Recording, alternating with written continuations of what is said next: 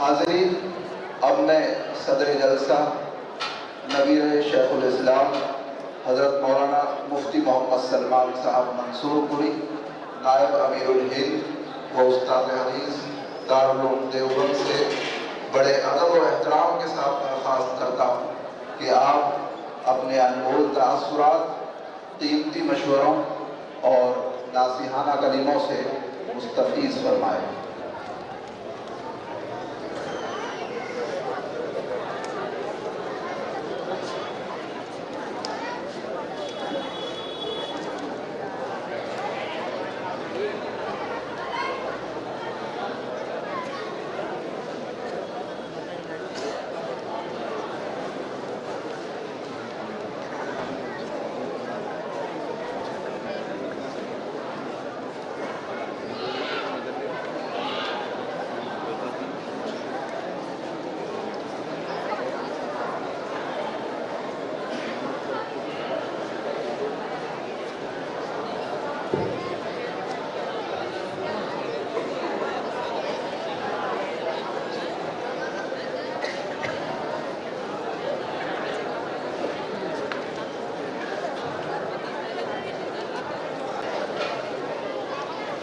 الحمد لله رب العالمين،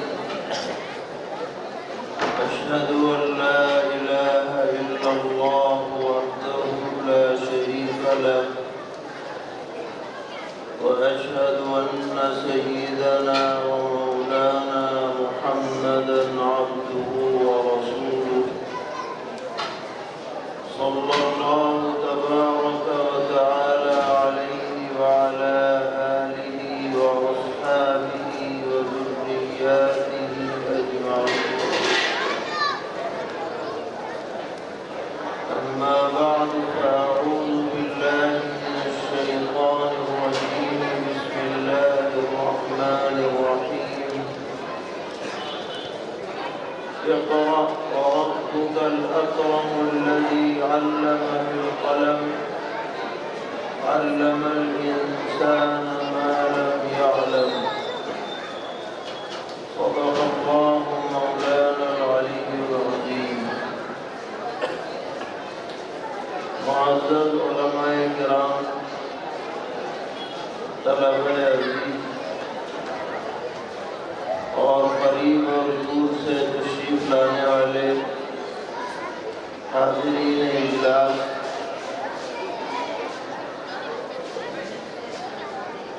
اور جہاں تک یہ آواز پہنچ رہی ہے ہماری مائیں اور بہنیں، یہ مبارک اجلاس دراصل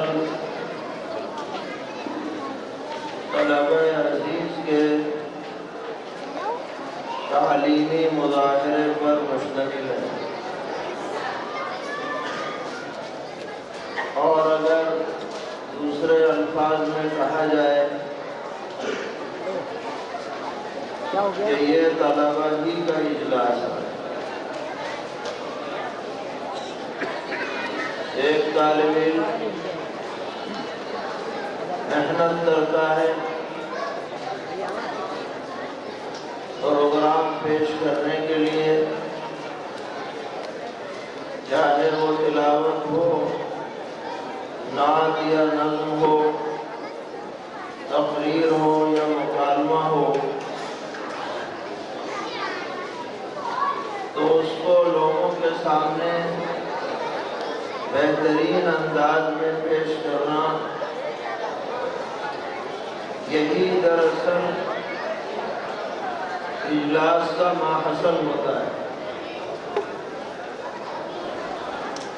آج یہ طلبہ تیاری کر کے اور یاد کر کے اپنے ذہن میں محفوظ باتیں مجمع کے سامنے پیش کرتے ہیں، اس سے ان کی جھجک ختم ہوتی ہے اور ایک ملکہ اور خود اعتمادی دل میں پیدا ہوتی ہے۔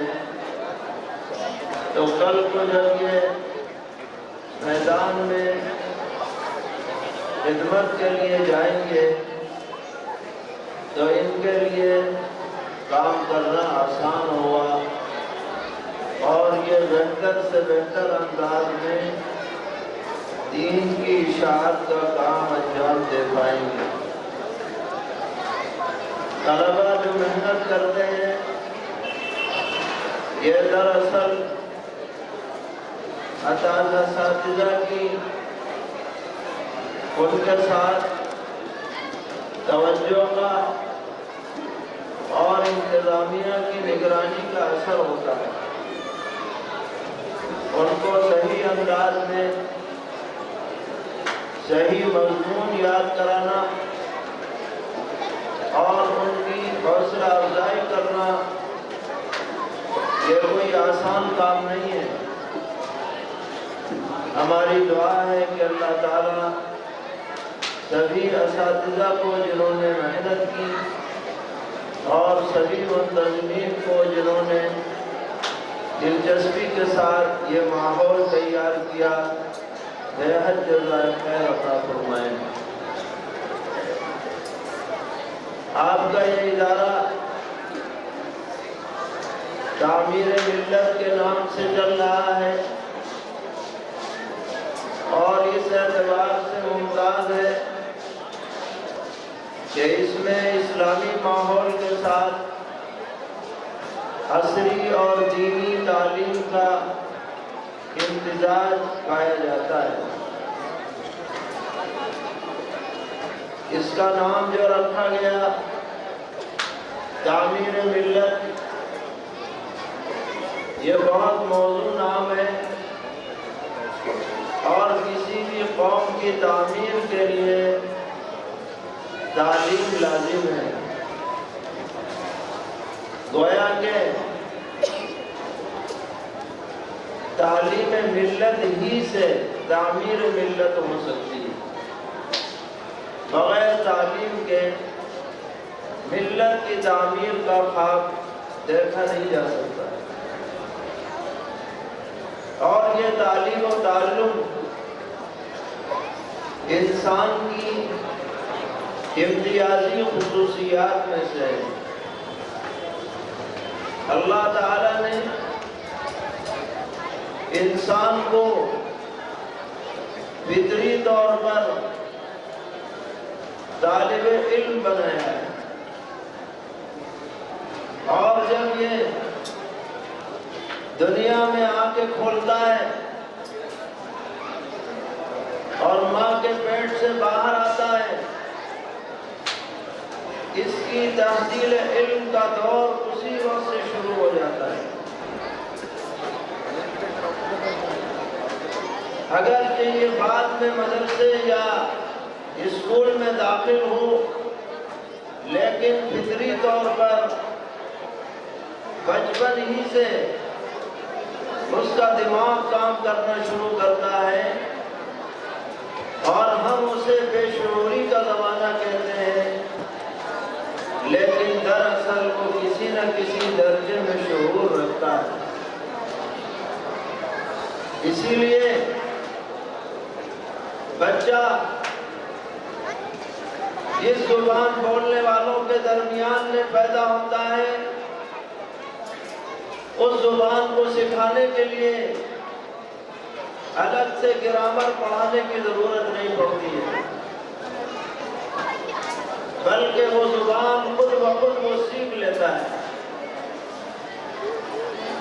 اور ہمارے ڈاکٹر ثناء اللہ صاحب نے بہت اچھی بات کہی کہ بچے کو مادری زبان میں بنیادی تعلیم دینا یہ ایک فطری طریقہ ہے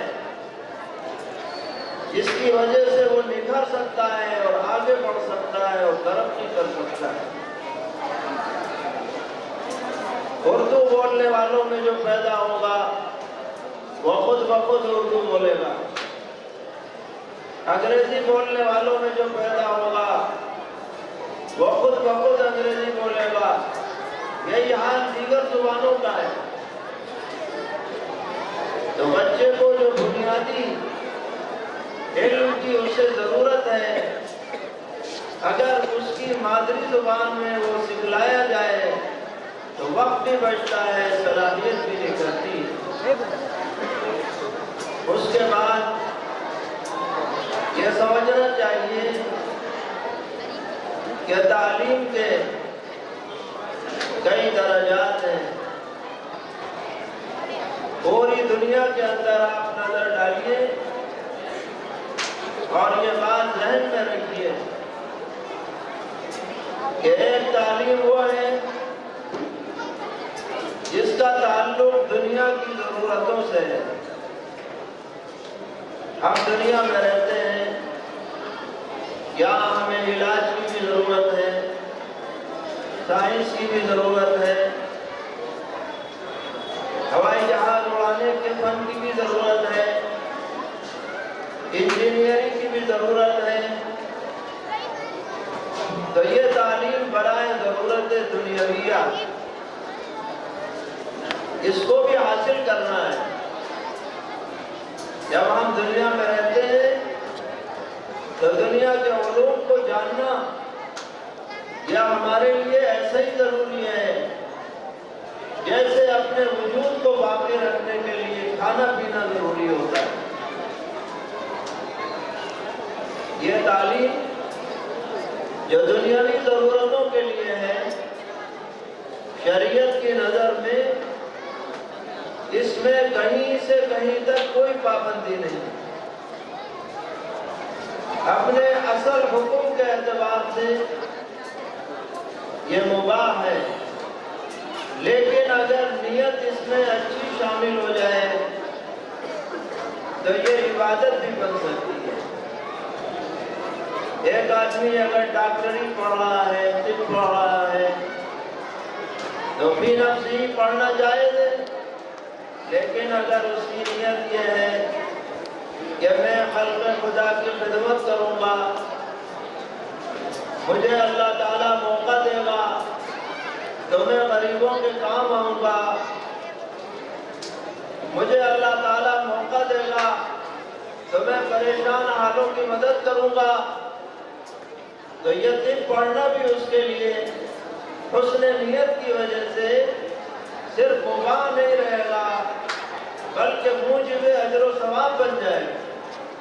یہی حال دیگر علوم کا بھی ہے۔ ہماری فقہ کے اندر مشہور کتاب ہے الاشباح والنظائر، اس میں باقاعدہ علامہ ابن نجیم رحمۃ اللہ علیہ نے لمبی فہرست لکھی ہے کہ یہ دنیا کے کام ہیں، لیکن اگر ان کو نیت اچھی کر کے انجام دیا جائے تو یہ عبادات کی فہرست میں شامل ہو جاتے ہیں۔ مثال کے طور پر قضا ہے، لا ہے، قانون کی تعلیم ہے، فی نفسی جائز ہے، لیکن اگر یہ نیت ہو کہ جو بیچارہ مظلوم ہوگا میں اس کی مدد کروں گا، اس کا حق دلاؤں گا، ظالم کو سزا دلاؤں گا، ظالم کے چنگل سے لوگوں کو بچاؤں گا، تو یہ عمل اس کا اجر و ثواب کا سبب بن جائے گا، اس لیے کہ نیت اس کی ضرورت ہے۔ تو ہماری شریعت میں جو ایک فطری شریعت ہے، جو انسانی طبیعت کے عین مطابق ہے، جو خلاق دو جہاں نے ہماری ضرورت کے مطابق مرتب فرمائی ہے، کسی بھی دنیاوی علم کو جس کے ساتھ کوئی گناہ شامل نہ ہو ہرگز منع نہیں کیا گیا ہے۔ ہاں، جو باتیں شریعت میں منع ہیں وہ ہر حالت میں منع ہے۔ مثلا بے حیائی کی باتیں، مرد عورت کا بے محابہ اختلاط ہے، ناچ گانا ہے، ڈانس ہے، آرٹ کے نام پر بے ہودگی ہے، اس کا تعلیم سے کوئی تعلق نہیں ہے۔ یہ غیروں نے تعلیم میں شامل کر کے تعلیم کو خراب کرنے کا راستہ اپنایا ہے، اسلام اس کی اجازت نہیں دے سکتا۔ شرعی حدود میں رہتے ہوئے کوئی بھی دنیاوی علم آدمی کو حاصل کرنا چاہیے، اس میں کوئی رکاوٹ نہیں۔ خوشی کی بات ہے کہ اس ادارے کے اندر معیاری تعلیم، عصری علوم کی شرعی حدود میں رہتے ہوئے، شرعی ماحول میں رہتے ہوئے حتی الامکان انجام دی جا رہی ہے، جو دوسرے اداروں اور دوسرے درسگاہوں کے لیے ایک بہترین نمونہ ہے۔ اللہ تعالیٰ اس میں اور ترقی عطا فرمائے۔ تو یہ تعلیم ہوئی برائے ضرورت۔ اس کے بعد ایک تعلیم ہے جس کا تعلق آخرت میں نجات سے ہے۔ تو آپ یہ کہہ سکتے ہیں کہ تعلیم برائے نجات، کیونکہ ہم مسلمان ہیں، ہم یہ عقیدہ رکھتے ہیں کہ دنیا ہی سب کچھ نہیں ہے، دنیا بس کچھ ہے، سب کچھ نہیں ہے، بس کچھ ہے، اور ہمیں بہرحال اللہ تعالیٰ کے دربار میں جانا ہے، موت کے بعد دوبارہ زندہ ہونا ہے، اس زندگی کا حساب دینا ہے۔ ہر مسلمان کو یہ عقیدہ رکھنا لازم ہے، جیسے اللہ کو ایک ماننا لازم، رسول کو رسول اور خاتم النبیین ماننا لازم، اور فرشتوں کا ماننا لازم، کتابوں کا اور دیگر رسولوں کا ماننا لازم۔ اسی طرح آخرت میں جانے کا عقیدہ بھی اسلام کا بنیادی عقیدہ ہے۔ وہاں نجات کیسے ملے گی؟ وہاں نجات ملے گی صحیح عقائد رکھنے پر، صحیح اعمال انجام دینے پر۔ اور صحیح عقائد کا پتہ کیسے چلے گا؟ علم دین سے چلے گا۔ علم دین کا اس حد تک سیکھنا جو بنیادی معلومات پر مشتمل ہو، ہر مسلمان مرد اور عورت پر فرض ہے۔ ہمارے یہ عقیدے ہیں، ہمارے اوپر یہ فرائض ہیں۔ فرائض ہمیں کیسے ادا کرنے ہیں؟ طہارت کیسے حاصل ہوگی؟ وضو کیسے ہوگا؟ غسل واجب ہو جائے تو کیسے پاکی حاصل کی جائے گی؟ نماز کیسے پڑھی جائے گی؟ نماز میں کیا فرائض ہیں، کیا واجبات ہیں، سنن و آداب ہیں؟ قرآن پاک کا اتنا سیکھنا جس سے نماز درست ہو جائے، اس حد تک علم دین فرض ہے۔ جیسے نماز فرض ہے، ایسے ہی اتنا علم سیکھنا بھی فرض ہے۔ الحمدللہ آپ کے اس ادارے میں اس فرض کی بھی ادائیگی ہو رہی ہے۔ اس کے بعد اس کا ایک اور درجہ ہے، وہ درجہ یہ ہے کہ ہر شخص پر تو اتنا علم سیکھنا ضروری نہ ہو، لیکن معاشرے پر مجموعی اعتبار سے ایسے افراد کا وجود ضروری ہو جو پورا قرآن پاک یاد کرنے والے ہوں، جو علوم دینیہ کو سیکھنے والے ہوں، جو بہترین انداز میں تجوید کے ساتھ قرآن پاک پڑھنے والے ہوں، مسئلے مسائل کو بتانے والے ہوں، قدم قدم پر دین کی رہنمائی کرنے والے ہوں۔ ایسے علماء کا وجود، ایسے مفتیان کا وجود ہر مسلم معاشرے میں ضروری ہے۔ بے شک ہر ایک کا عالم ہونا ضروری نہیں، لیکن مجموعی طور پر علماء کا وجود امت میں دین کی بقا کے لیے لازم ہے۔ جیسے نماز جنازہ ہے، ہر آدمی پر نماز لیکن مجموعی طور پر امت پر فرض ہوتی ہے۔ الحمدللہ اس ادارے میں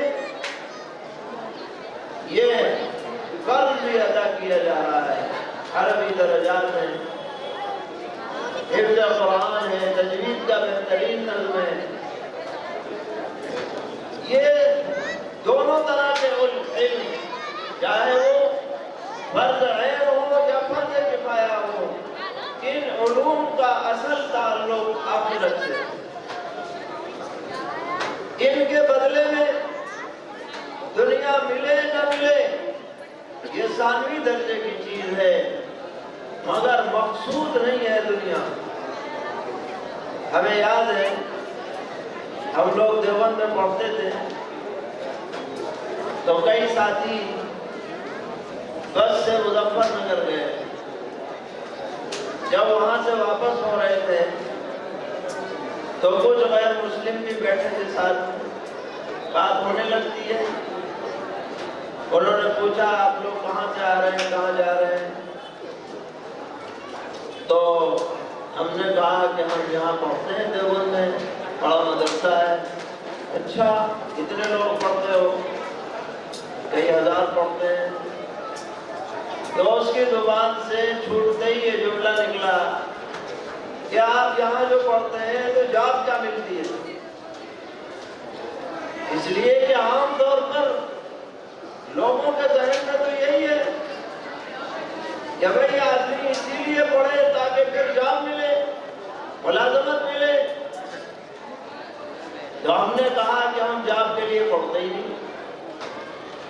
ارے یہ کیسے؟ ہم نے کہا ہم تو مرنے کے بعد اللہ تعالیٰ ہمیں کچھ دے، ہماری خدمت کو قبول کر لے، ہم تو اس لیے پڑھ رہے ہیں۔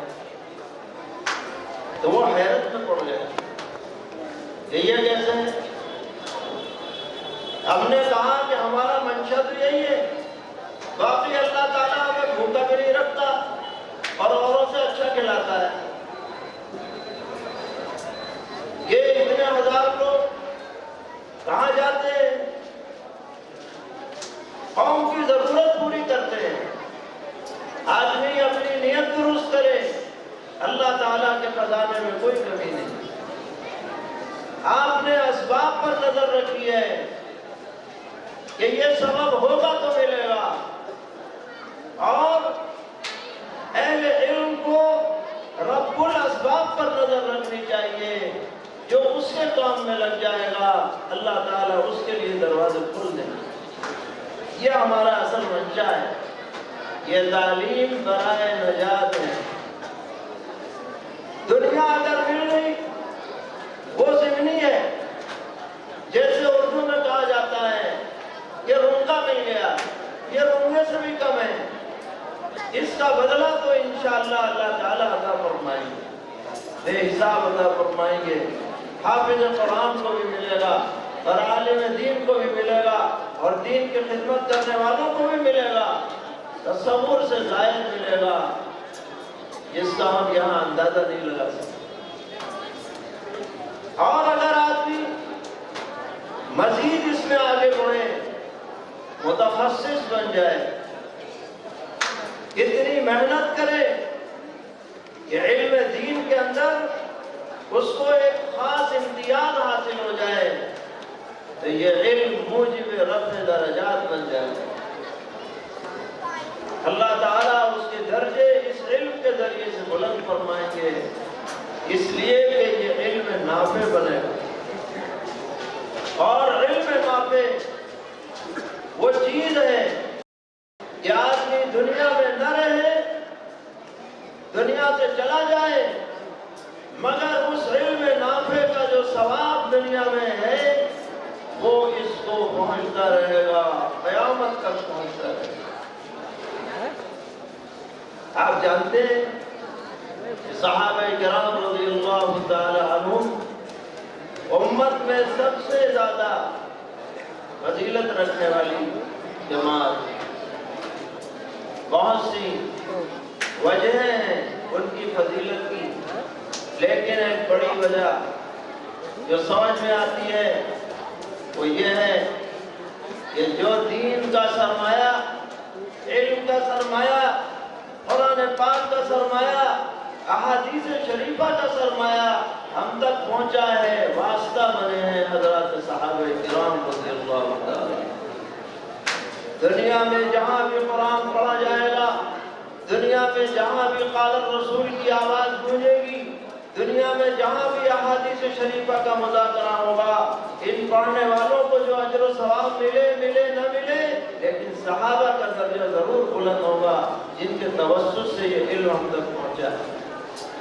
ایسے ہی ایک عالم دین جو علم میں مہارت حاصل کر کے حسن نیت کے ساتھ کوئی ایسی اپنی یادگار چھوڑ کر کے جائے، شاگردوں کی شکل میں، کتابوں کی شکل میں اور دیگر ذرائع کی شکل میں، اسے تصور بھی نہیں ہوگا اللہ تعالیٰ اس علم نافع کے ذریعے سے آخرت میں اس کے کتنے درجات بلند کرتا ہے۔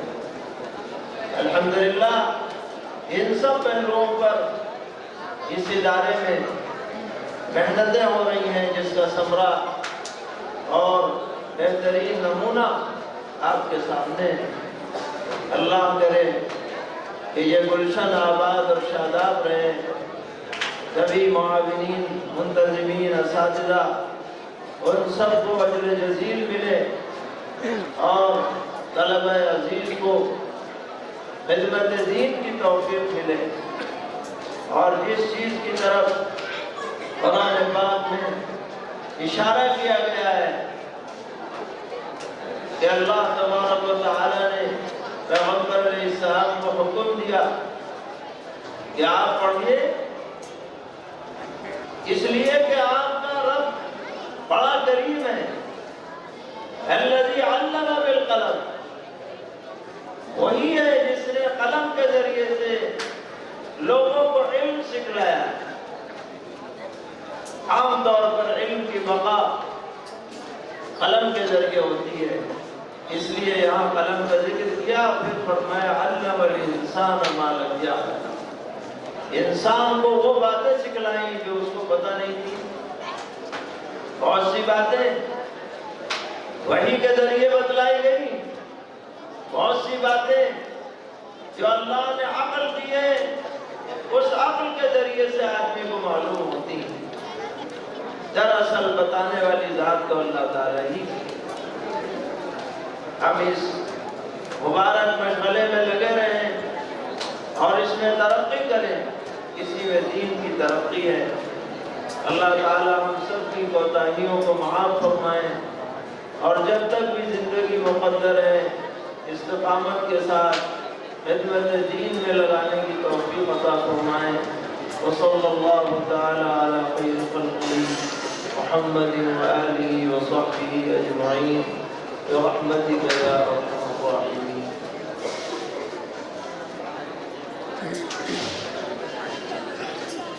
جزاکم اللہ۔